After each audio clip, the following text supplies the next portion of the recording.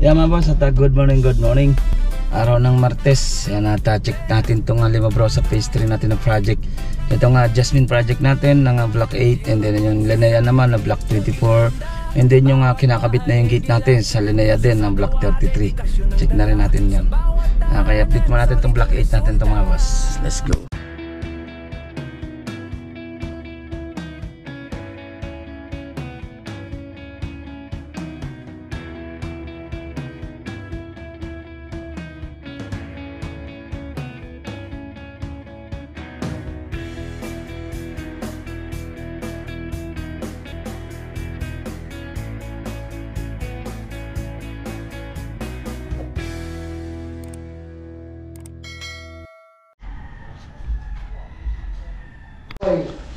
Yan mga boss, dito tayo sa block 8 ng Jasmine project. Masilya na yung ating cove dito. And ito PVC panel lang naman yan. Then dito naman, hintay ko nilang lababo ng stainless para mabuhusan na rin naman to.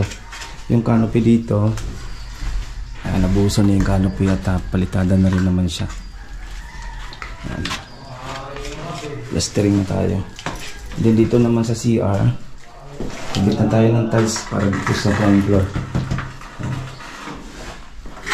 Kabitan tayo ng tiles.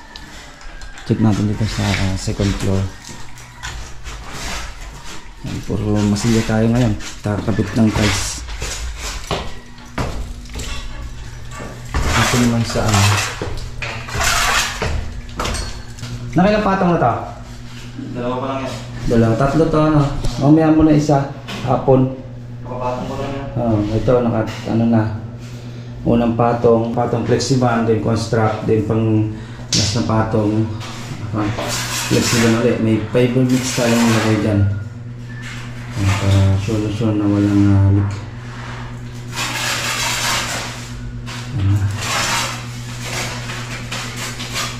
Okay, ito yung CR dito sa second floor. Prepare na tayo. By bukas, pwede na rin ito i-touch. Yan, halos sa primer na tayo dito sa master bedroom. Primer na rin tayo. Primer na tayo dito. At pintura na lang. Sasend lang natin si client. Ang pintura ang gusto niya dito. Ito primer na rin. Primer na tayo. Puting-puti na.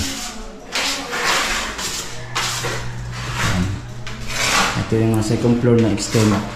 Extend natin yan. Tsaka may CR na siya. Jasmine. Ito, aluminum na lang nalagay natin dito na pinto. Aluminum na lang natin. Okay.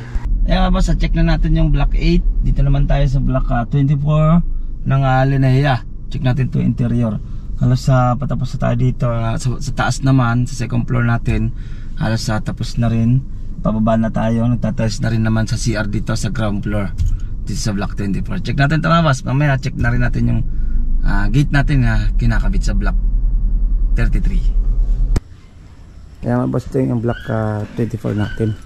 Check natin itong block 24 natin. Ito naman halos tiles na lang din naman. Ito tiles na lang naman. Tsaka itong ground floor. Ito na yung tiles sa hagdan na lang. Ito yung tiles natin sa hagdan. 30 by 120. Kakat na lang din naman yun. Ito halos sa pintura na rin naman. Yung tiles na rin naman yung CR natin dito.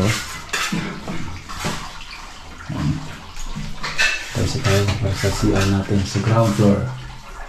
Okay, ito iba naman ang tiles nito. Ilalagay dito 30 by 60 at ibang design naman. Okay na. And then check natin sa second floor. Ito puro batake na lang ito ng masilya. Yung masilya na lang ng ito naman sa second floor. Ito tiles na lang din naman. Itong hagdan natin dito. Okay. Yan. Halos ito nag-vlog na rin naman natin to last week. Tapos na rin naman to. Kung magkaroon ma-retouch na lang at pintura na lang ng hamba. Ito yung isa room. Ito yung laboratory naman.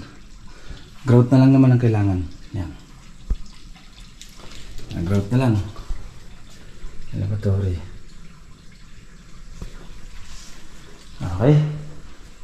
Yan natin nga kunting pasilip dito sa ating project ng block 24. Ayun mga boss, dito naman tayo sa block 33 ng Limobra sa phase 3. Check naman natin itong gate. Kinakabit na yung gate natin dito.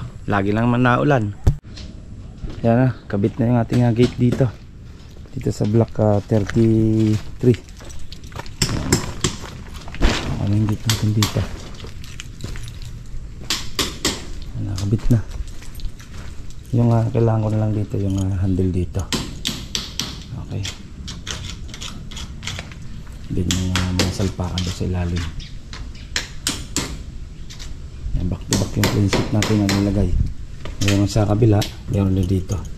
Yan, tigas. Tigas yung ano natin. Yan, dito na lang naman. Yun na lang naman ang lalagyan.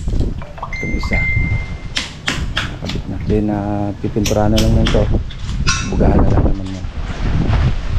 Okay.